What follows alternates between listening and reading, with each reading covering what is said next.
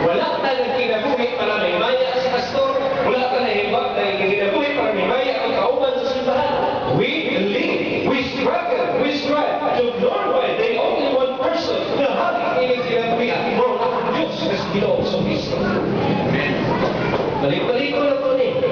Ano ba faithful din sa simbahan? Kung pastor o somebody else, faithful mo kung sa Ginoo. Ay kung faithful mo sa Ginoo, obedient mo sa Ginoo, nahigugma mo sa Ginoo, nahigugma mo na. Ako ang pinihimig sa mga mo. Pinahinay ka yun.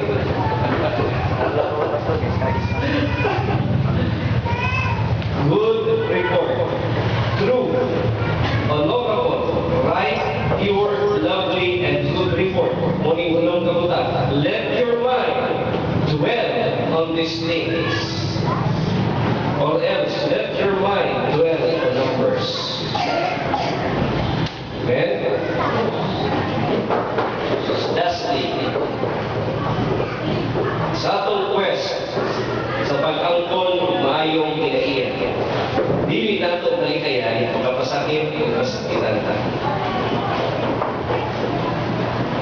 Usahay, we refuse to associate ourselves para makalikay na lang ko, di na lang ko mo apil anak ila. Para makalikay ko, di na lang ko mo attend. No. Dili na mo itasanan na mahimok ka. Apil, madayo sa pag-apil. But bear in mind, kung nasakitan ka, nakapasakit ka po. Kung ibutang nato sa atong kasing-kasing, na kung nakapasakit ka, posible mo ito mapasakitan, we must bear in our hearts and in our minds na musabot sa nakapasakit nato. And we expect also na atong mapasakitan, musabot po nato sa akin. And the bottom line is, we are the sinners saved by grace, striving to be like Christ. Amen. So yun din yung lumulo. Ayaw mong pagpalayo sa inyong pagalingon. Ayaw mong pagdagan sa layo. Kung gintuwa sa layo, stingong sa Ginoo, tuwa na una. Kung tuwa ka sa layo, imo mo na una. Usahay, sa una ko pagbalos. Sa una ko na mag-even ko.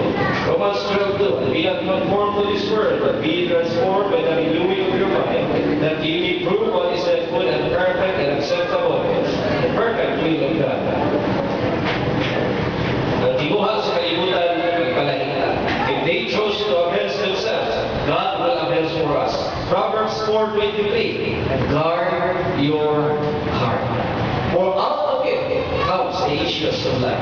Bantayin ang inyong kasing-kasing. Kasi kamangon na inhas na dautang pagpati. Selfishness, discouragement, vengeance, hatred, impatience, defensiveness, and you become joyless. Okay, wala na itong mensahe at Ginoo ng panalangin. Panakon na iwan ninyo. Ang tinuod kasugod sa atong nindot o Diyos ko na kinaiya. Mao ang pagpatuslo, pagpatama sa atong diin o maningamo ta sa pag-ablis ng una-una. With an open mind, with an understanding heart, and with a gracious response, knowing na ang Ginoo nagahatag ng opportunity sa pagpasaylo ka nato ay kausap o pagpasaylo ka nato. Ang Ginoo, panalangin. Okay?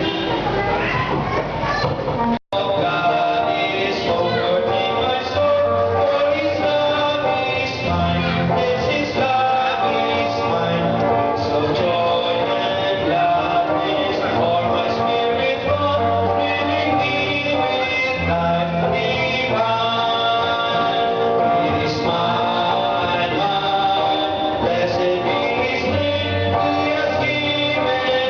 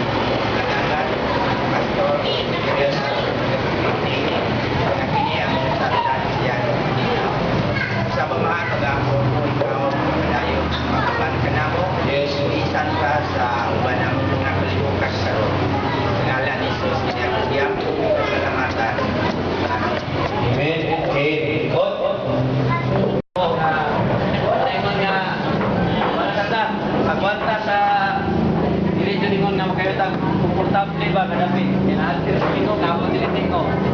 Anyway, salamat nga I know nga Ginoo maghatag gyud nato luna. Amen. Pray pa gyud tag luna. Maghatag gyud sa Ginoo. Okay, padayon ta sa atong kuan. Atong sunod jud ani puntahan na ko ni kanang kay say tigali maka sa disko niya ko yang prepariya no. Manamutangan gyud yung siya mo. Kay gani ang ako sa Ginoo na dalton. Ito niya ko yagi pa yun. Petition yagi kay atong nas na ko sa pagtulong yung sa disko is we're talking about the civil sacrificial offering. Ato na man ato pat tuloy na pa tulo. So review lang kuno ta isa na kayo nito. Before na sugod ang kinatag ni Brother Boy ang pagbo.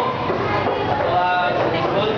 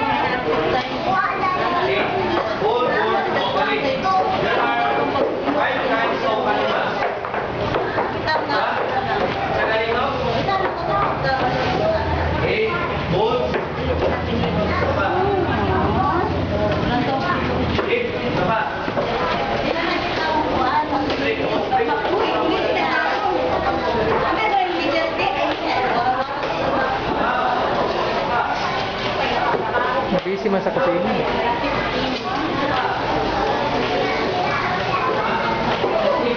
Nahurot lagi mong buhok, Brad?